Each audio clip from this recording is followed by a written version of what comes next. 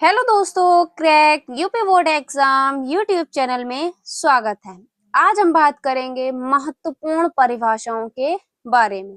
तो केमिस्ट्री की जितनी भी इम्पोर्टेंट परिभाषाएं थी वो आज की इस वीडियो में हम आपको बताने वाले। तो वीडियो को बिल्कुल भी स्किप नहीं करना है। वीडियो को पहली बार देख रहे हो तो चैनल को सब्सक्राइब कर लीजिए और इस वीडियो को लाइक कीजिए। तो चलिए वीडियो को स्टार्ट करते हैं। तो अगर आपने केमिस्ट्री में कुछ भी नहीं पढ़ा अभी तक और आप इम्पोर्टेंट परिभाषाएं ढूंढ रहे हैं या नियम ढूंढ रहे हैं, परीक्षण ढूंढ रहे हैं या इम्पोर्टेंट अंतर ढूंढ रहे हैं, वो आपको इस चैनल पर मिलने वाला है। तो चैनल को सब्सक्राइब कर लीजिए और नोटिफिकेशन बेल को ऑन कर लीजिए। आज की इस वीडियो में हम लोग जानेंगे महत्वपूर्ण परिभाषाएं। जो दूसरी वीडियो आपको आएगी उसमें हम आपको महत्वपूर्ण नियम, महत्वपूर्ण परीक्षण और महत्वपूर्ण अंतर बताएंगे। ठीक है। उसके बाद तीसरी वीडियो में हम आपको नेम रिएक्शन और प्रयोगशाला विधि बताएंगे। ठीक, तो 3 आपकी वीडियो जिसमें आपको सारे केमिस्ट्री के इंपॉर्टेंट क्वेश्चन मिल जाएंगे। तो आज की ये पहली वीडियो आपकी हो गई। दूसरी वीडियो कल शाम 6 बजे आपको मिलेगी। तीसरी वीडियो परसों शाम 6 बजे मिल जाएगी। ठीक है। तो इसके लिए चैनल को सब्सक्राइब कर लीजिए और नोटिफिकेशन बेल को ऑन कर लीजिए। तो चलिए वीडियो को स्टार्ट करते हैं। तो सबसे पहला क्वेश्चन है, इसमें आपको कौन सी परिभाषा याद करनी है? मोलरता, मोललता, मोल प्रभाज। ये तीनों परिभाषाएं बहुत ही ज्यादा महत्वपूर्ण है। ये बोर्ड एग्जाम में हर साल पूछी जाती है। ठीक है। तो ये 100% मोस्ट इम्पोर्टेंट क्वेश्चन है क्योंकि ये हर साल बोर्ड एग्जाम में पूछी ही जाती है। तो इन 3 परिभाषाओं में से कोई ना कोई आपके सेट में जरूर होगी। ठीक है। और इसके बेस पर आपको न्यूमेरिकल्स भी तैयार कर लेना है। ठीक है, क्योंकि इस पर न्यूमेरिकल भी बोर्ड एग्जाम में बनता है। ठीक, तो मोलरता का जो सूत्र है उससे न्यूमेरिकल जो आते हैं उसको भी आपको प्रैक्टिस करना है। उसके बाद दूसरे नंबर पे है क्वथनांक में उन्नयन।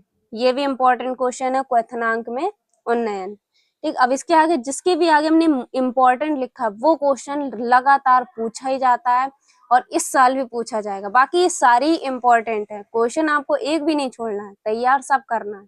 जिसके आगे हमने वेरी इंपॉर्टेंट लिख रखा है वो 2025 में पूछा गया क्वेश्चन है। ठीक है। उसके बाद हिमांक में अवनमन, ये भी मोस्ट इम्पोर्टेंट क्वेश्चन है। ये हर साल बोर्ड एग्जाम में पूछा जाता है और ये इस साल भी पूछा जाएगा, हिमांक में अवनमन। उसके बाद 4 नंबर पे है वाष्प दाब का आपेक्षिक अवनमन। बहुत ही ज्यादा ये इंपॉर्टेंट क्वेश्चन है, वाष्प दाब का आपेक्षिक अवनमन। ठीक है। उसके बाद 5वें नंबर पे है नसर्ट समीकरण। ये भी बहुत ज्यादा इंपॉर्टेंट है, ये बोर्ड एग्जाम में पूछी ही जाती है। तो नसर्ट समीकरण वेरी इंपॉर्टेंट है।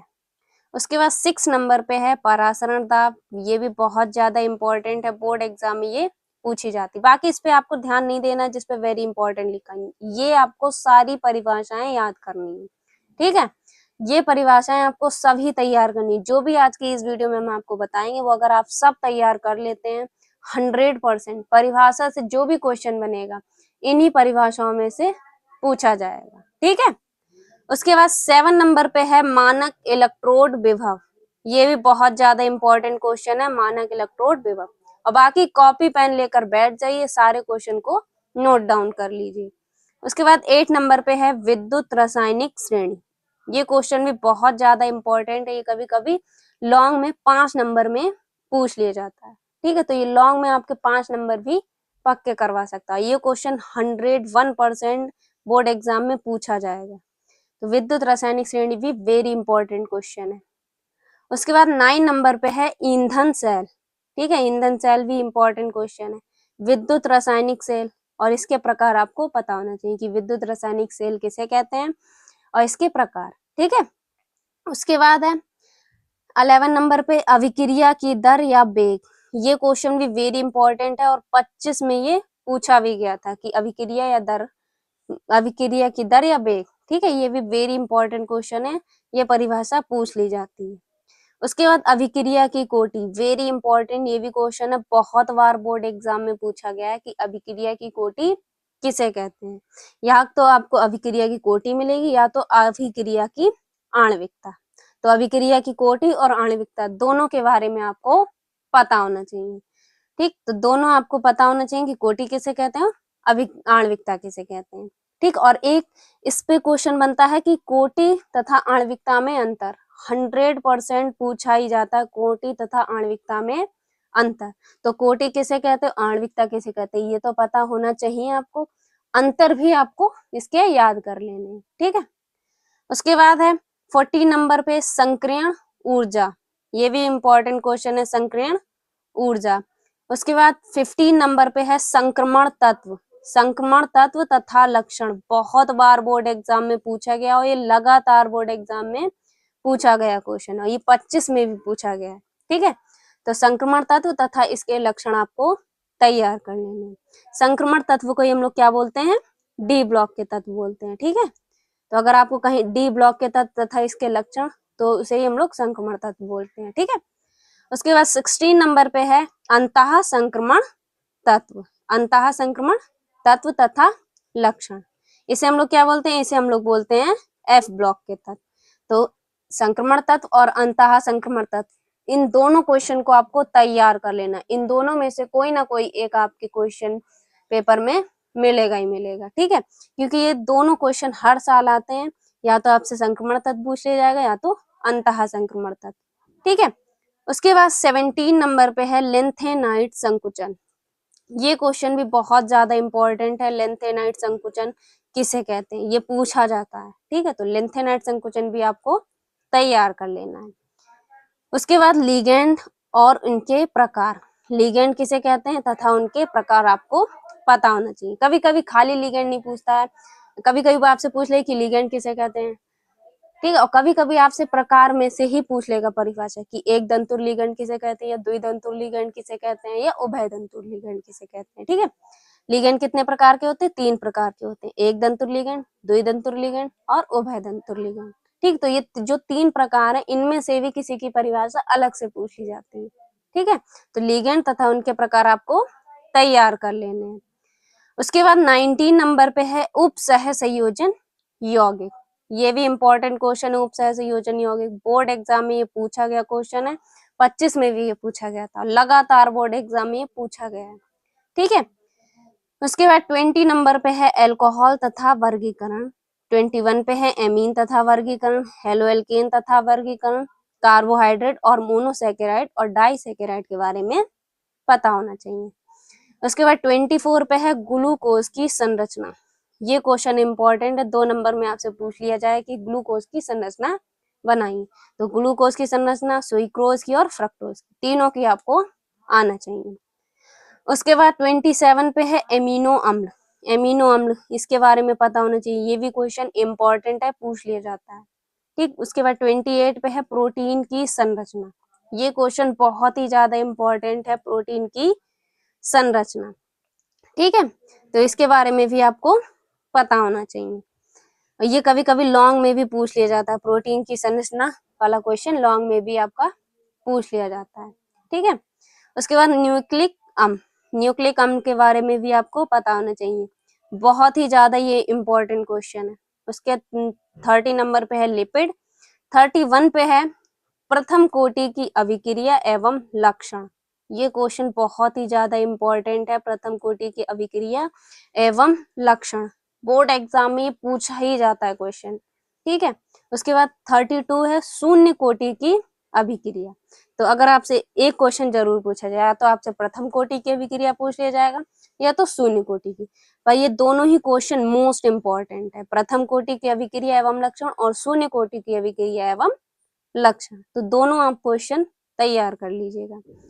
उसके बाद 33 पे है अभिक्रिया की अर्ध आयु काल, ये भी बहुत ज्यादा इंपॉर्टेंट, अभिक्रिया की अर्ध आयु काल किसे कहते हैं, ये क्वेश्चन भी मोस्ट इंपॉर्टेंट है, ठीक है। उसके बाद 34 है विशिष्ट चालकता किसे कहते हैं, मोस्ट इंपॉर्टेंट क्वेश्चन है, ताक्षणिक वेग, डीएनए फिंगरप्रिंटिंग के बारे में पता होना चाहिए, द्विक लवण किसे कहते हैं, ठीक है। उसके बाद 38 पे है विटामिन्स, विटामिन्स के बारे में पता होना चाहिए, विटामिन्स क्वेश्चन लॉन्ग में पूछा जाता है, 25 में भी ये लॉन्ग में पूछा गया और 2024 में भी विटामिन से क्वेश्चन बना था, और ये लॉन्ग में आपके 5 नंबर पक्के करेगा, ठीक है। तो विटामिन के बारे में आपको पता होना चाहिए, विटामिन में क्या मेन है, विटामिन में इसका रासायनिक नाम पता होना चाहिए और रोग पता होना चाहिए। आपसे पूछ लेंगे, पहले पूछा जाए कि विटामिन किसे कहते हैं, और 5 आपको विटामिन के नाम और इसका रोग बताना होगा। जैसे कोई दे देगा 5 आपको दे दिया, ए बी B6 B12, इस टाइप का आपको 5 विटामिन दे देगा, उसमें कहेगा कि इसका रासायनिक नाम लिखिए और इससे होने वाले रोग बताइए। ठीक है, तो इस टाइप से क्वेश्चन बोर्ड एग्जाम में लॉन्ग में बनता है। उसके बाद 39 पे है आभासी एकाणुक अभिक्रिया। ये भी क्वेश्चन इंपॉर्टेंट है। आभासी एकाणुक अभिक्रिया आपको पता होना चाहिए, रासायनिक बलगत की चैप्टर का है। ठीक है, उसके बाद प्रोटीन का विकृतीकरण। तो ये है आपकी 14 महत्वपूर्ण डेफिनेशन। ठीक है, बहुत ही ज्यादा इंपॉर्टेंट। अगर आप ये 40 महत्वपूर्ण परिभाषाओं को तैयार कर लेते हैं, 100% बोर्ड एग्जाम में परिभाषाओं से क्वेश्चन यहीं से बनेगा, क्योंकि ये सभी परिभाषाएं लगातार बोर्ड एग्जाम में पूछी गई हैं। ठीक है, तो अगर आपने केमिस्ट्री में अभी तक कुछ नहीं पढ़ा है, ये 40 परिभाषाएं आप तैयार कर लीजिए। बाकी हमने बताया कि अगली वीडियो आपकी जो आएगी उसमें महत्वपूर्ण नियम, परीक्षण और अंतर बताएंगे। उसके बाद तीसरी वीडियो में नेम रिएक्शन और प्रयोगशाला विधि बताएंगे। ठीक है, तो ये 40 परिभाषाएं आप कॉपी पर नोट कर लीजिए और इन सभी 40 परिभाषाओं को याद कर लीजिए। बाकी 3 आपके सिद्धांत वाले क्वेश्चन हैं जो कि बोर्ड एग्जाम में हर साल आते हैं और 3 नंबर में पूछे जाते हैं। ठीक है, कौन कौन से सिद्धांत हैं? सबसे पहला है आपका वर्नर का सिद्धांत। ठीक है, वर्नर का सिद्धांत मोस्ट इंपॉर्टेंट है। ये बोर्ड एग्जाम में 24 में भी पूछा गया, 25 में भी पूछा गया, ये पूछा ही जाता है। ठीक है, वर्नर का सिद्धांत जरूर से आपको तैयार कर लेना है। उसके बाद दूसरे नंबर पे है संयोजकता आबंध सिद्धांत, जिसे हम लोग बोलते हैं बीबीटी, बैलेंस बॉन्ड थ्योरी। ठीक है, उसके बाद तीसरे नंबर पे है क्रिस्टल क्षेत्र सिद्धांत, जिसे हम लोग शॉर्ट फॉर्म में बोलते हैं CFT, मतलब क्रिस्टल फील्ड थ्योरी। ठीक है, तो ये तीनों सिद्धांत आपको तैयार कर लेने, ये तीनों ही मोस्ट इंपॉर्टेंट है। मोस्ट इंपॉर्टेंट मतलब ये 101% बोर्ड एग्जाम में इससे क्वेश्चन बनेगा ही बनेगा। ठीक है, तो ये तीनों ही सिद्धांत आपको तैयार कर लेने, ये तीनों ही मोस्ट इंपॉर्टेंट। इन तीनों में से कोई ना कोई आपके 2026 में छपेगा ही छपेगा। तो इन तीनों क्वेश्चन को आपको तैयार कर लेना, वर्नर का सिद्धांत, बीबीटी, CFT। ठीक, क्योंकि ये क्वेश्चन भी 2025 और लगातार बोर्ड एग्जाम ये पूछा ही गया है, तो इन तीनों को भी आपको तैयार कर लेना। तो आज की इस वीडियो में हमने आपको 43 क्वेश्चन बताए, 40 महत्वपूर्ण परिभाषाएं बताई हैं और 3 आपको सिद्धांत बताए, तो 43 क्वेश्चन आपको तैयार करने हैं। बाकी अगली वीडियो अगर आपको चाहिए तो कमेंट बॉक्स में बताइए और नोटिफिकेशन बेल को ऑन करना मत भूलिएगा। ठीक है, क्योंकि आपके बोर्ड एग्जाम में बहुत ही कम समय बचा है, कुछ दिन बाद आपकी डेट शीट भी आ जाएगी, तो आपके पास समय बहुत कम बचा है। केमिस्ट्री, फिजिक्स, बायो सब आपको पढ़ना होगा, तो इसलिए अपने पढ़ाई के समय को थोड़ा इंक्रीज कीजिए और जो भी प्रॉब्लम आप कमेंट बॉक्स में बताइए, हम आपके लिए उस पर वीडियो बनाएंगे, उसकी प्रॉब्लम के सॉल्यूशन हम आप करने की कोशिश करेंगे। तो मिलते हैं आपसे एक और अगली इंपॉर्टेंट वीडियो में, तब तक के लिए जय हिंद, जय भारत।